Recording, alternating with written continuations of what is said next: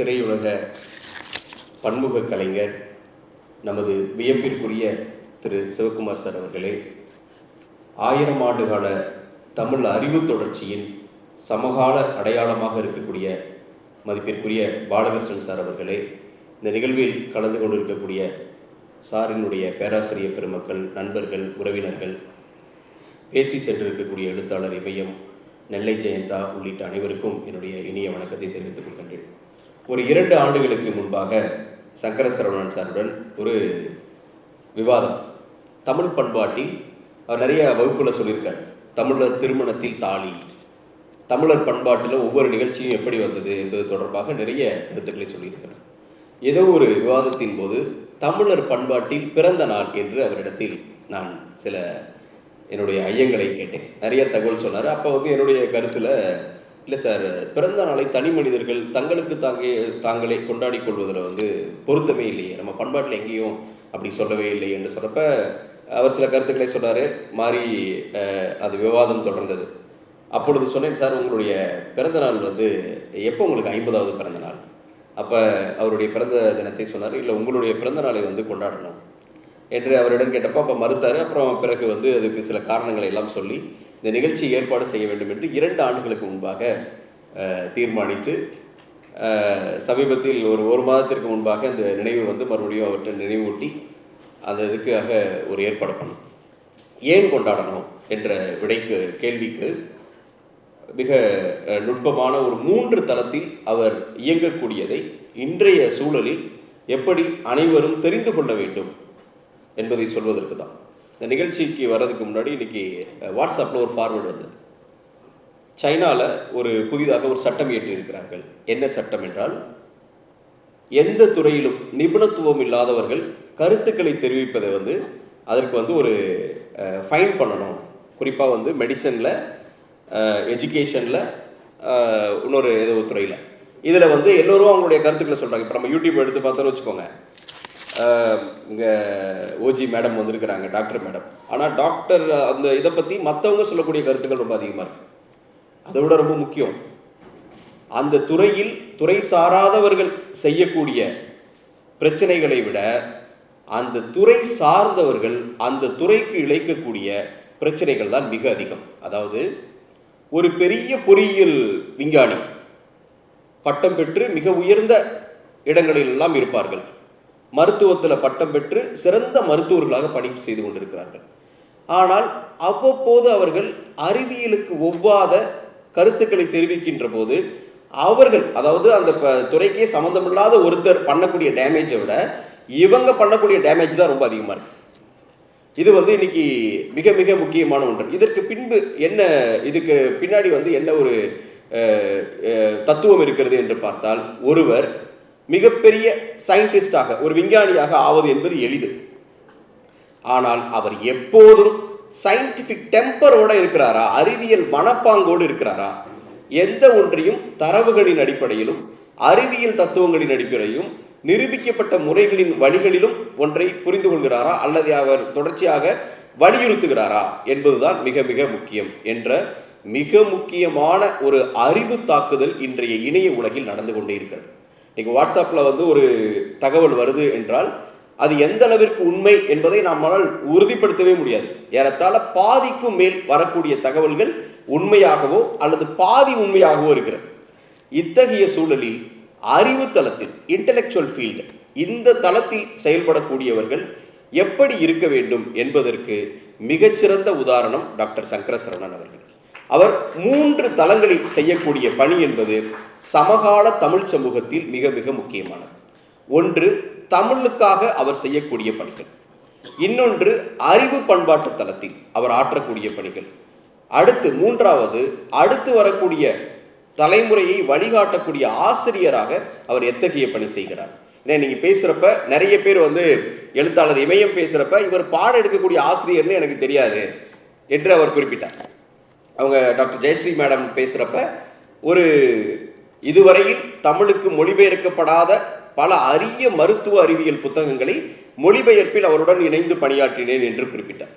ஆக அவர் மிக வித்தியாசமான 3 துறைகளில் ஒப்பொன்றும் இக்கொன்றும் இல்லாத வகையில் தொடர்ச்சியாக செயல்பட்டு கொண்டிருக்கிறார். அவர் ஆசிரிய பணியை பற்றி பேச நிறைய அவருடைய மாணவியர்கள்லாம் பேசினாங்க. இன்னும் நிறைய பேர் வந்து அவருடைய அனுபவங்களை கட்டுரைகளாக எழுதியிருக்கிறார்கள். அவருடைய மாணவர்கள், நண்பர்கள், அவருடன் இணைந்து பல்வேறு தளங்களில் பணிபுரியக்கூடியவர்கள் எல்லாம் அவங்களுடைய அனுபவங்களை கட்டுரைகளாக எழுதியிருக்கிறார்கள். அதை தொகுத்து நூலாக வெளியிட்டிருக்கிறோம். இன்னும் நிறைய பேர் எழுதுவதற்காக சற்று நேரமும் கேட்டிருக்கிறாங்க. அதனால் அதனுடைய திருத்திய மறுபதிப்பு விரைவில் வெளியிடப்படும் என்பதையும் நான் இந்த நிகழ்ச்சியின் வாயிலாக தெரிவித்துக் கொள்கிறேன். அதில் வந்து அவருடைய மாணவர்கள் எழுதிய கட்டுரைகள்லாம் படித்து பார்க்க ரொம்ப ஆச்சரியமாக இருக்கும். நான் சற்றே அவர் வித்தியாசமானவர் என்று அந்த என்னுடைய கட்டுரையில் நான் எழுதியிருப்பேன். நிறைய பேர் சொன்னாங்க, அவங்க சிந்துகவி பேசுகிறப்ப அவர் வந்து எப்படி தொடர்ச்சியாக பேசிகிட்டு இருந்தார், அவங்க பாஸ் பண்ணதுக்கப்புறம் எப்படி பேசினாங்க. நான் பல முறை பார்த்துருக்கிறேன். நிறைய படித்து எக்ஸாமில் பாஸ் பண்ணி வெற்றி அடைந்த மாணவர்களிடம் பேசுவதை விட வெற்றி வாய்ப்பை நழுவ விட்ட மாணவர்களிடம் அவர் நிறைய பேசுவார். இப்போ வந்து ஒரு எக்ஸாம் ரிசல்ட் வருதுன்னா, நான் ரிசல்ட்டுக்கு அப்புறம் பேசிகிட்டு இருக்கப்போ ரொம்ப பிஸியாக இருப்பார். என்ன சார் எந்தெந்த மாணவர்கள் சொல்கிறப்போ அவர் உடனடியாக என்ன சொல்லக்கூடியது, இந்த மாணவர் ரொம்ப சிறப்பாக படிக்கக்கூடியவர், புரிந்து கொள்ளக்கூடியவர், மிகுந்த திறமை மிக்கவர், ஆனால் அவர் கிடைக்கல, அவரை தான் நான் கூப்பிட்டு இன்றைக்கி கவுன்சிலிங் பண்ணிகிட்டு இருந்தேன். சில பேர் என்கிட்ட அனுப்பி வைப்பார், நீங்கள் கொஞ்சம் பேசு அவங்கக்கிட்ட அப்படின்னு. பொதுவாக வெற்றியடைந்த மாணவர்களின் மீது இருக்கக்கூடிய அந்த ஓர்ந்து கண்ணோடல் நிச்சயமாக அவரிடம் ஒருபோதும் பார்க்கவே முடியாது. சிறந்த மாணவர்கள் ஏதாவது ஒரு காரணத்தால் வெற்றி வாய்ப்பை தவறவிட்டு இருந்தார்கள் என்றால் அவர்களைத்தான் ஆற்றுப்படுத்த வேண்டும், ஊக்குவிக்க வேண்டும் என்று சற்று வித்தியாசமாக செயல்படக்கூடிய ஆசிரியர். இன்னும் அவர் தொடர்ச்சியாக நிறைய பேர்கிட்ட கேட்டால் தெரியும், அவங்ககிட்ட இன்டர்வியூக்கு போயிருப்பார், இன்டர்வியூக்காக போயிருப்பாங்க. அதுக்கப்புறம் தொடர்ச்சியாக எப்படி அவர் வழிகாட்டினார். நிறைய மாணவ மாணவியர்கள் சாதாரண சூழலிருந்து வர்றப்ப அவர்களிடம் அவர்களுடைய புதுசாக வர்றவங்களுக்கு வந்து நிறைய ஐயங்கள் பயம்லாம் இருக்கும். அதை எப்படி கலைந்து செல்வார் என்பதை நிறைய சொல்ல முடியும். அப்படிப்பட்ட ஒரு சிறந்த ஆசிரியராக, அடுத்த தலைமுறைக்கு வழிகாட்டக்கூடிய ஆசிரியராக அவர் எப்படி செயல்படுகிறார் என்பது மிகுந்த ஒரு போற்றுதலுக்குரியது. அதற்காக ஒரு சமகால சூழலில் அவர் எப்படி ஆசிரிய பணியில் மற்ற ஆசிரியர்களுக்கெல்லாம் வழிகாட்டியாக இருக்கிறார் என்பது மிக முக்கியமான ஒன்று. அவருடைய ஒரு பணி. இன்னொன்று அவருடைய தமிழ் மொழிப்பணி. நான் என்னுடைய கட்டுரையில் கூட எழுதியிருப்பேன். இந்த கட்டுரையை எழுதுவதற்காக அதனுடைய கண்டென்ட் எல்லாம் நான் யோசித்து வச்சு கொஞ்சம் டிராஃப்ட் பண்ணிட்டேன். எப்படி ஆரம்பிக்கிறது, எப்படி முடிக்கிறது என்பது மட்டும் எனக்கு புரியவே இல்லை. ஒரு தொடர்ச்சியாக அப்பப்போ யோசிச்சுட்டே ஒரு வழியாக அதற்கான ஆரம்பமும் தொடக்கமும் அதன முடிவும் முடித்தேன். இந்த மொழி இதிலையும் அவர் வந்து செய்யக்கூடிய பணிகளில் மிகுந்த காத்திரமாக தொடர்ந்து செயல்படக்கூடியவர். அவர் ஒரு முறை அவர்கிட்ட பேசிகிட்டு இருக்கிறப்ப, சார் ஒரு ஒற்றுப்பிழை இதெல்லாம் நீங்கள் பெரிய இப்படி டைட்டாக வச்சுருந்தீங்கன்னா தமிழ் எப்படி வளர்க்க முடியும், நீங்கள் வந்து இலகுவாக்கணும்ல, நீங்கள் வந்து நம்ம எழுத்து சீர்திருத்தத்தை பற்றிலாம் யோசித்தோம், மொழி சீர்திருத்தத்தை பற்றிலாம் யோசிச்சுட்டு இருக்கப்ப இன்னும் எளிமையாக்கணும்னு சொல்கிறப்ப ஒருபோதும் இலக்கண விதிகளை வந்து சற்றே ஒரு தளர்வை வந்து அவர் யோசிக்கவே மாட்டார், ஒத்துக்கவே மாட்டார். ஒரு முறை வந்து சார் என்ன சார் இது அப்படின்னு நான் வந்து அவர்கிட்ட விவாதம் பண்ணிட்டு இருக்கப்ப சொன்னார், தமிழ் என்பது அறிவியலை போன்று, ஒரு விஞ்ஞானத்தை போன்று, மிக முக்கியமான அறிவியல் துறையை போன்று ஒரு ஹையர் ஆர்டர் திங்கிங் ஸ்கில்ஸ் இருக்கக்கூடிய சப்ஜெக்ட். இன்றைய வரை நிறைய மொழி ஆய்வுகளில் ஒரு இலக்கியத்தை எடுத்து பார்த்தாங்கன்னா அதில் இருக்கக்கூடிய இலக்கண வலுவமைதியில் என்ன சிக்கல் இருக்கோ அதை வச்சு தான் இருக்கும். ஒரு ஒற்றுப்பிழையை சரியாக நம்ம பார்க்காம விட்டுட்டோம், ஒரு சந்திப்பிழையை பொறுத்து விட்டுட்டோம்னா அதனால் ஏற்படக்கூடிய எதிர்கால பாதிப்புகள் ரொம்ப இருக்கும். எனவே மொழி என்பது மிக உயரிய அறிவை எத்தகைய துறைகளெல்லாம் மற்ற துறைகளெல்லாம் எப்படி அதை தேவைப்பட்டு வாங்கி கொள்ளுமோ அதே போன்று மொழியும் ஒரு ஹையர் ஆர்டர் திங்கிங் ஸ்கில்ஸை டிமாண்ட் பண்ணக்கூடிய ஒரு சப்ஜெக்ட் என்பதை நிறுவுவார். சும்மா டைரெக்டாக சொல்லிட்டு போகிறதில்ல. அந்த அளவிற்கு தமிழ் மொழி சார்ந்து இலக்கணம் சார்ந்து மட்டுமல்ல, இன்று மிக முக்கியமாக தமிழ்நாடு அரசின் மொழிபெயர்ப்பு திட்டத்தில் தமிழிலிருந்து உலகெங்கும் இருக்கக்கூடிய சிறந்த நூல்களை தமிழுக்கு மொழிபெயர்க்கக்கூடிய இந்த மொழிபெயர்ப்பு துறையில் கடந்த 4 ஆண்டுகளாக அவர் ஆற்றி வரக்கூடிய பணி என்பது அடுத்த சில நூற்றாண்டுகளுக்கு தமிழ் அறிவு சமூகத்தில் மிக முக்கியமான செல்வாக்கை செலுத்தக்கூடிய ஒன்று. அந்த பணியையும் தமிழ் சமூகம் தெரிந்து கொள்ள வேண்டும், அதற்கும் அவருக்கு நன்றி செலுத்த வேண்டும் என்ற இரண்டாவது அவருக்கான பாராட்டுகள் அவருக்கான இது. மூணாவது அவர் மொழியை பற்றி, தமிழ் மொழிக்கு அவர் வந்து தமிழினுடைய ஆய்வுகள், இன்னைக்கு வந்து மதிப்பிற்குரிய பேராசிரியர் அரசேந்திரன் சார் அவர் பேசிட்டு இருக்கப்ப சொன்னார், வேர்ச்சொல் ஆய்வுகளை போன்று பழந்தமிழ் இலக்கிய ஆய்வுகளை போன்று திருக்குறளில் அவர் சமீப காலத்தில் செய்யக்கூடிய ஆய்வுகளும் அதை இளையோரிடத்தில் எடுத்து சென்று பேசுவதற்கும் அவர் செய்யக்கூடிய பணிகள் என்பது மிக மிக போற்றுதற்குரியது. நான் அந்த என்னுடைய கட்டுரையில் எழுதியிருப்பேன். நான் பாஸ் பண்ணிவிட்டு அவரை பார்த்துட்டு நான் என்னோடய ட்ரைனிங்க்கு ஐஏஎஸ் ட்ரைனிங்காக மசூரி போயிட்டு ஒரு 2 வாரத்தில் எனக்கு வந்து கேடர் அலாட்மெண்ட் வந்தது. அப்போ வந்து சார் எனக்கு தமிழ்நாடு கேடர் வந்திருக்கு அப்படின்னு அவர்கிட்ட நான் ஃபோனில் சொன்னப்போ அவர் வந்து அடுத்து 75 ஆண்டுகளுக்கு செய்வதற்கு தமிழ் பணிகள் நிறைய இருக்குது அப்படின்னு சொன்னார். அந்த இதில் வந்து இப்போ ஏன் அதை அவர் வலியுறுத்தி குறிப்பிட்டார் என்று தெரியவில்லை. ஆனால் அதற்கு அடுத்து நான் ஒவ்வொரு என்னுடைய அடுத்தடுத்த பணி பொறுப்புகளின் போதும் திருக்குறள் சார்ந்தும் தமிழ் இலக்கியம் சார்ந்தும் இந்த அதிகாரம் தரக்கூடிய வாய்ப்புகளை எல்லாம் பயன்படுத்தி செயல்படுவதற்கு எத்தகைய உறுதுணையாக இருக்கிறார் என்பதையும் நான் விருதுநகர் மாவட்டத்தில் மாவட்ட ஆட்சியராக இருந்தபோது 2 முறை தமிழ்நாட்டின் அறிவிற் சிறந்த மாணவர்களை எல்லாம் ஒரு 1500 பேரை அழைத்து அவர்களுக்கு திருக்குறள் மாணவர் மாநாடு என்ற 2 மாநாடுகளை நடத்துவதற்கு முழு முதற் காரணமாக அதற்கான ஒரு இன்டலெக்சுவல் அட்வைசராக சார்தான் இருந்தார். இப்படி அவர் தமிழ் மொழி சார்ந்து செய்யக்கூடிய பணிகளை எல்லாம் இந்த சமகாலமும் அடுத்த தலைமுறையும் புரிந்து கொள்ள வேண்டும் என்பதை கொண்டாடுவதற்குத்தான் இந்த நிகழ்ச்சி ஏற்பாடு செய்யப்பட்டிருக்கிறது. இதில் நிறைய பேர் வந்து அவங்களுடைய கட்டுரைகளை வந்து தந்திருக்கிறாங்க, நிறைய கவிதைகளையும் தந்திருக்கிறாங்க. அதை தொகுத்து இன்று ஒரு நூலாக சுடச்சுடரும் பொன்போல்வர் என்ற நூலாக அதை வெளியிட்டிருக்கிறோம். நான் அந்த கட்டுரை எழுதுகின்ற போது எப்படி ஆரம்பிப்பது எப்படி முடிப்பது என்று தெரியவில்லை என்று சொன்னேன் அல்லவா. ஏன் இந்த 3 துறைகளிலும் மொழி சார்ந்தும் அறிவு பண்பாடு சார்ந்தும் ஆசிரிய பணி சார்ந்தும் அவர் மற்றவர்களுக்கு ஒரு கலங்கரை விளக்கமாக அதே துறையில் செயல்படக்கூடியவர்களுக்கு ஒரு ஊன்றுகோல ஒரு ஊக்கமாக எப்படி இருக்கிறார் என்றால் அவர் இதை தவம் போல் செய்யக்கூடியவர். நான் வந்து அவர்கிட்ட அடிக்கடி பேசுகிறப்ப, சார் சமீபத்தில் நீங்கள் வந்து எங்கள் ஃபேமிலியோட வெளியில் போனீங்கன்னா அண்ணா சென்டினரி லைப்ரரிக்கு வாங்க அப்படின்னு சொல்லுவார். அவர் வந்து அந்த அளவிற்கு வைகரை வாசகன் அப்படின்னு சொல்கிறாங்களா, 4 மணிக்கு மெசேஜ் போடுவார், 10 மணிக்கு மெசேஜ் போட்டாரும் ரிப்ளை பண்ணுவார். ஏதாவது வந்து ஒரு இதை டிராஃப்ட் பண்ணி இதை கொஞ்சம் கரெக்ஷன் பண்ணி கொடுங்கன்னு கேட்டால் கரெக்ஷன் பண்ணி அனுப்புவார். நான் கேட்பேன், இது வந்து எல்லாம் பிஸியாக இருப்பாங்களே சார், வந்து எல்லா தொடர்ச்சியாக வந்து அலுவலக பணிகள் இருக்குது, இவ்வளவு பணிகள் இருக்குது, மற்ற எந்த இதுலேயும் அவருடைய நாட்டமே இருக்காது. ஒரு முறை வந்து நான் அவர்கிட்ட ஸ்போர்ட்ஸ் பற்றி கேட்டேன்.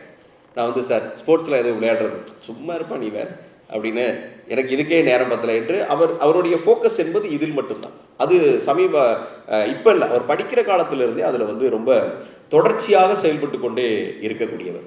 எனவே ஒவ்வொரு துறையில் இருக்கக்கூடியவர்கள் இன்று ஒரு அறிவியல் துறையிலோ ஒரு மருத்துவத்துறையிலோ ஒரு பொறியியல் துறையிலோ சட்டத்துறையிலோ இப்படி எத்தகைய ஒரு அறிவுத்துறையில் இருந்தாலும் அதில் முழுமையான ஈடுபாட்டோடு முழு மனப்பாங்கோடு தொடர்ந்து செயல்படக்கூடியவர்கள், அந்த கன்சிஸ்டன்ட்டோடு செயல்படக்கூடியவர்கள் நிறைய பேர் இருக்கிறது இல்லை. ஒரு கட்டத்துக்கு வந்ததற்கு பிறகு பழைய அறிவு அல்லது பழைய கட்டமைப்பை வைத்தே மீதம் இருக்கக்கூடிய 20, 30, 40 ஆண்டுகளை கடத்தி முடித்து விடுகிறார்கள். ஆனால் அவர் அப்படி அல்ல. ஒவ்வொரு நாளும் புதிதாக யோசிக்கிறார். ஒவ்வொரு நாளும் புதிய அந்த இப்போ தமிழில் ஒரு மொழிபெயர்ப்பு குறித்து சமீபத்தில் வந்து ஹிந்து தமிழுக்கு ஒரு ஆர்டிக்கல் எழுதியிருப்பார். சமீபத்தில் வந்த ஒரு கட்டுரையில், அந்த கட்டுரை பாலகிருஷ்ணன் சார் கூட முகநூலில் பதிவு பண்ணியிருந்தார். அது ரொம்ப பெரிய வைரலாலாம் போச்சு. நிறைய பேர் எனக்கு கூட கால் பண்ணி கேட்டாங்க, புதிதாக ஒரு சொற்களுக்கு இந்த சொல் வந்திருக்கு அப்படின்னா அந்த சொல்லுக்கு புதிதாக தமிழ்படுத்தக்கூடிய பணியை தொடர்ச்சியாக செய்யக்கூடிய, அப்போ தொடர்ச்சியான உழைப்பை அதற்கு தரக்கூடியவர், அதன் மீது தன்னுடைய நேரத்தையும் ஈடுபாட்டையும் செலுத்தக்கூடியவர். இதுதான் டைம் எனர்ஜி. இந்த 2ஐயும் செயல்பட்டு அதில் வந்து விற்பனர்களாக இருக்கக்கூடியவர்கள் என்பது மிகவும் குறைவு. இந்த ஒரு 2 நிமிடத்தில் முடிச்சிடுறேன். ஒவ்வொரு துறையிலும் விற்பனர்களாக எக்ஸ்பர்ட்டாக இருக்கக்கூடியவர்கள் எப்படி செயல்படுவாங்க என்பது குறித்து உலகம் முழுவதும் பல ஆராய்ச்சிகள் நடந்திருக்கிறது. அதில் வந்து சிம்பிளாக சொல்கிறாங்க, நீங்கள் வந்து ஒரு இதில் ஒரு பாஸ் பண்ணணும், அதில் வந்து ஒரு நிலையை அடையணும்னா 1000 மணி நேரம் வேலை செய்யணும். இப்போ நீங்கள் எக்ஸாம் பாஸ் பண்ணணும்னா ப்ராப்பராக பிளான் பண்ணிங்கன்னா 1000லேருந்து 2000 மணி நேரம் செலவு பண்ணால் அந்த தேர்வை வெற்றி கொள்ள முடியும். ஆனால் யார் ஒருவர் ஒரு துறையின் மீது 10,000 மணி நேரங்களை செலவிடுகிறார்களோ அவர்கள் அந்த துறையில் மிகச்சிறந்த விற்பனர்களாக மாறுகிறார்கள். 10,000 hours. அப்படி சார் எடுத்துக்கொண்ட இந்த துறைகளில் அவருடைய முழு நேரத்தையும் முழு ஆற்றலையும் முழு மனதையும் அதில் செலுத்தி செயல்படக்கூடிய சூழல் இருப்பதால் தான் இந்த மேற்கொண்ட பணிகளில் எல்லாம் அவர் சிறப்பாக செயல்படுகிறார் என்பதை என்னால் புரிந்து கொள்ள முடிகிறது. அவருடன் வந்து என்னுடைய அடிக்கடி அவருடன் பேசி செயல்படக்கூடிய விவாதங்களையே நான் தனியாக நூலாக எழுதலாம். அந்த அளவிற்கு எந்த ஒரு பொருள் குறித்தும் கேட்டால் சும்மா சாதாரணமாக ஒரு எமோஷ்னலாவோ இல்லை அவருடைய கருத்தை மட்டும் சொல்ல மாட்டார். அதுக்கு பின்னாடி ஒரு டேட்டா இருக்கும், அதற்கு பின்னாடி ஒரு ஃபிலாசபி இருக்கும், அதுக்கு பின்னாடி ஒரு சயின்டிஃபிக் அண்டர்ஸ்டாண்டிங் இருக்கும். இது போன்று செயல்படக்கூடியவர்கள் தமிழ் அறிவுத்தளத்தில் இன்னும் நிறைய பேர் வர வேண்டும். அப்படி வந்தால்தான் 1000 ஆண்டுகால அறிவு தொடர்ச்சியாக கொண்டு செல்ல முடியும். அதற்கு சமயகால உதாரணமாக இருக்கக்கூடியவர் டாக்டர் சங்கரசரவணன் சார் அவர்கள். அவருடைய நிறைய மாணவர்கள் இன்று பல்வேறு மாநிலங்களில் பல்வேறு துறைகளில் அலுவலர்களாக சிறந்த மனிதர்களாக இருக்கிறார்கள். அவர்களின் சார்பாகவும் என்னுடைய சார்பாகவும் சார் அவர்களுக்கும் மேடம் அவர்களுக்கும் 50வது பிறந்தநாள் வாழ்த்துக்களை தெரிவித்து இந்த நிகழ்ச்சியை நடத்துவதற்கு ஒத்துழைப்பு நல்கிய அனைவருக்கும் என்னுடைய நன்றியை தெரிவித்து, இந்த நூலை கொண்டு வருவதற்கும் கட்டுரைகளை வழங்கியதற்கும் ஏறத்தாழ 5 மணி நேரத்திற்கும் மேலாக இந்த நிகழ்ச்சிக்கு வந்து காத்திருக்கக்கூடிய அனைத்து பெருமக்களுக்கும் என்னுடைய நன்றியையும் வணக்கத்தையும் தெரிவித்து நிறைவு செய்கின்றேன். நன்றி, வணக்கம். சாருக்கு வந்து பிறந்தநாள் வாழ்த்து அந்த கட்டுரையினுடைய இறுதியை மட்டும் சொல்லி முடிச்சிடுறேன். பிறந்தநாள் வாழ்த்து எப்படி முடிக்கிறது என்று தெரியவில்லை. அவருக்கு வந்து வாழ்த்துன்னு சொல்ல முடியாது, அல்லது வந்து இறைவன் அருளால் அப்படின்னு சொல்லிட முடியாது. எனவே வந்து அதுலேயும் அவருக்கு வந்து நுட்பமான ஒரு புரிதல் இருக்குது. அதனால் ரொம்ப யோசித்து அவருக்கு வந்து அவருடைய நம்பிக்கையின் அடிப்படையில் வாழ்த்து சொல்லி நிறைவு செய்திருக்கிறேன். அதை கட்டுரையில் படியுங்கள். அனைவருக்கும் நன்றி, வணக்கம்.